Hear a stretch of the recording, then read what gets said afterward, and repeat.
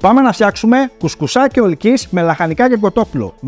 Όλα τα υγιεινά τρόφιμα που χρησιμοποιώ μπορείτε να τα βρείτε στο ηλεκτρονικό κατάστημα τη Jim Beam με έκπτωση 5%, γράφοντας τον εκπτωτικό κωδικό LIVEKITCHEN5. Για περισσότερες πληροφορίες θα σας έχω link κάτω στην περιγραφή. Σε ένα ξύλο κοπής κόβω σε μικρά κομμάτια φιλέ το μπούτι κοτόπουλο, τα κόβουμε μπουκίτσες για να μας ψηθούν σωστά στο χρόνο που θέλουμε.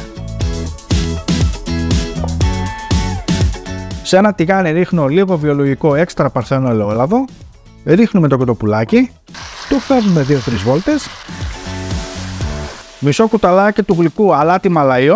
Αφού ρίξαμε 2-3 βούρες στο κοτόπουλο και το ζαλίσαμε, θα ψιλοκόψω και ένα μέτριο κρεμμύδι, μέσα και αυτό, μία κόκκινη και μία πράσινη πιπεριά,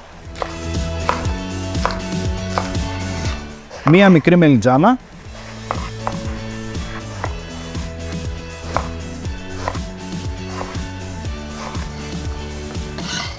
ένα κολοκυθάκι και τέλος μια σκαλίδα σκόρδου.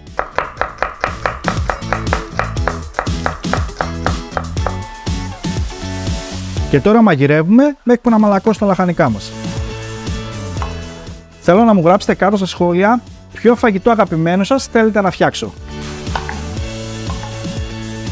Έχουν μαλακώσει τα λαχανικά μας, μισό κουταλάκι του γλυκού αλάτι μαλαΐο, λίγο φρυσκοτριμμένο πιπέρι και ρίχνουμε 400 γραμμάρια ζωμό κοτόπουλο ή λαχανικών, ανάλογα τι προτιμάτε. Φυσικά μπορείτε να βάλετε και νερό, αλλά σίγουρα θα χάσει από γεύση. Κλείνω τη φωτιά και προσθέτω 250 γραμμάρια κουσκούς ολικής άλεσης. Ανακατεύουμε πάρα πολύ καλά. Θα βάλουμε καπάκι και θα τα αφήσουμε 10 λεπτά να φουσκώσει. Αφού περάσαν 10 λεπτά, βγάζουμε το καπάκι και αφρατεύουμε λίγο το κουσκούς. Και τέλος στίβω μισό λεμόνι, γιατί προσωπικά μου αρέσει και απογειώνει το πιάτο. Ανακατεύουμε και είμαστε έτοιμοι να σερβίρουμε.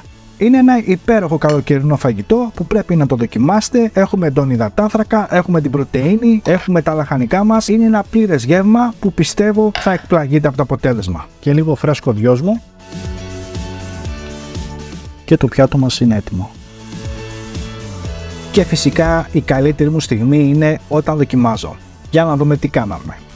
Φτιάξτε το και περιμένω να μου πείτε εντυπώσεις κάτω στα σχόλια. Ωστόσο εσείς φίλοι μου, μην ξεχνάτε να κάνετε ένα like και μια κοινοποίηση, γιατί έτσι μας βοηθάτε να συνεχίσουμε. Μέχρι το επόμενο βίντεο, να περνάτε καλά.